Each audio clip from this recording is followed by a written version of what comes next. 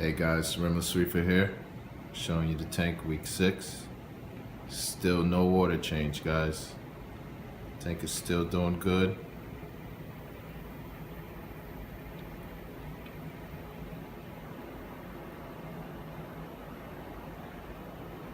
Unfortunately, I do live in South Florida, and a hurricane is about to come.